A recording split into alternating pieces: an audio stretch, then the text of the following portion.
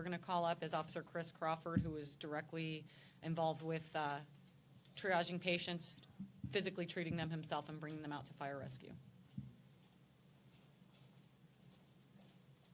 Hello, everyone. My name is Chris Crawford. Thanks for being here. I'm a patrol officer. I work in the southernmost part of the city by the mall. When this was dispatched over our radio, I drove northbound up Riverside Drive with my lights and sirens on, heading north towards the school. When I arrived at the school, I parked my car in the northeast corner of Holmberg and Pine Island. And I grabbed my rifle and started running towards the 1200 building. I think I was probably 11th or 12th, 13th to arrive. By that time, Coral Springs officers were already at the building, and I was directed by my captain to clear the parking lot, looking for any injured students or faculty, and look for the bad guy, because most of our officers were at the building. We didn't want to get ambushed. So I quickly ran up and down the lanes of parking, making sure there was nobody hurt there, make sure the shooter was not there, going to sneak up on us. I ran back to the 1200 building, and I was immediately met at the door by Sergeant Bulow, who's one of our patrol sergeants. He had an injured boy he was helping carry out. He was a 14-year-old student. He just told me he's been shot a bunch of times to take care of him. I took him off his hands, and he went back into the building. I walked the boy out as far as I could to the street. There was a girl that came walking up and said she was shot as well. So I said, come with me. We got out to the street, and I was trying to get him where the fire department was working, but he said he couldn't breathe. He couldn't walk any farther, so I laid him down in the grass, and that's when I started doing what we're taught to do here as far as training, dealing with gunshot wounds and injured people.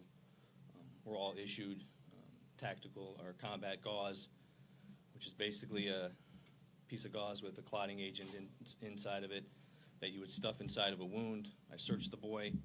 I found an injury to his lower back, his upper shoulder, I think a shrapnel wound to his arm, and a gunshot to his thigh. I stuffed the one in his back was the worst. I stuffed the combat gauze inside that and put another piece of gauze on top of it and put pressure on it. I quickly looked at the girl. Her injuries seemed minimal. She had some type of injury to her wrist. I don't know if it was a gunshot or shrapnel. She had an injury to her toe. I put gauze on that. At that point, Officer Liss, another Coral Springs officer, arrived, asked me what he wanted me to do, or what I wanted him to do. I told him put pressure on this kid's back. So he put his knee into the kid's back, and I put another combat gauze on a gunshot wound that he had to his thigh. Pardon? I'm sorry. I put another combat gauze on his thigh, where I found another gunshot wound that started to bleed. One of our detectives, Detective Lauren Lopez, arrived and asked me what I needed. I told her run down to the firemen and get them to come down here to help us, which she did, and they immediately came running down to help us. At that point, I let the fire department, there was 7 or 8 firemen, paramedics there. I let them know what I had done, and they immediately took over and started taking care of these kids. At that point, Officer Liss and I got up. We ran back to the 1200 building. By the time we got there, we were told to get together with a group of guys, officers that were already getting ready to leave and start looking for the shooter. It was a myriad of Coral Springs officers, Captain McKeon, Sergeant DeRosa, BSO Lieutenant Mike DeVita, Detective Shroy. It was just different people from all over the agency at that point. And we went looking for the shooter. We went all the way down to the fields where that separate the middle school and the high school. We didn't find anything.